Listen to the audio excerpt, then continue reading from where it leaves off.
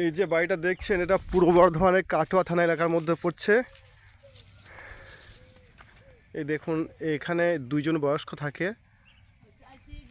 তো আমাদের এই দুর্নীতি সরকার যাদের বাড়ি আছে তাদের বাড়ি দিচ্ছেন, কিন্তু যাদের বাড়ি নেই এগুলো চোখে নজর পড়ে না। এরা কয়েকবার ফোন করছে, ফোনে কথা হয়ে গেছে, বলে এখনও পর্যন্ত দেয়নি।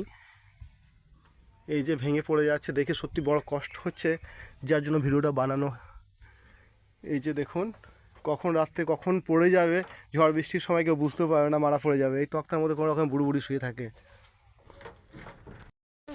জীবনও তৃণমূলকে ছাড়া এই ভদ্রমহিলা কখনো ভোট দেয় না কাউকে, তৃণমূলকেই ভোট দিই এখনো পর্যন্ত। কিন্তু দেখুন কি অবস্থা। তো বিচার করুন আপনারাই, যাদের বাড়ি আছে তাদের বাড়ি দিচ্ছে না এই সরকার, দুর্নীতি সরকার, কিন্তু যাদের নেই তাদের দিচ্ছে না।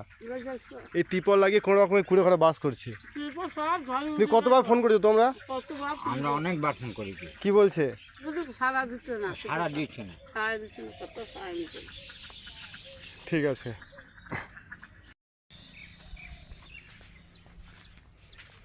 যে এইভাবে বাস করছে, সদস্য খোঁজে নেয় না। না, সদস্য কোনো খোঁজই নেয় না। এখানে বোঝা যাচ্ছে সদস্যদের এনার বাড়ির পাশেই বাড়ি। তো এগুলো হচ্ছে হিংসা, আর কিছু না।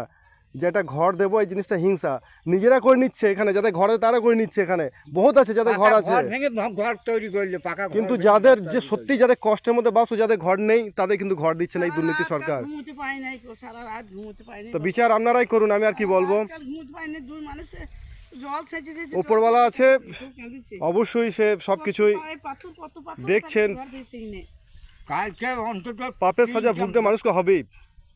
3 জাম বাটি পাথর ফেলেছি কালকে রাতে। পাথর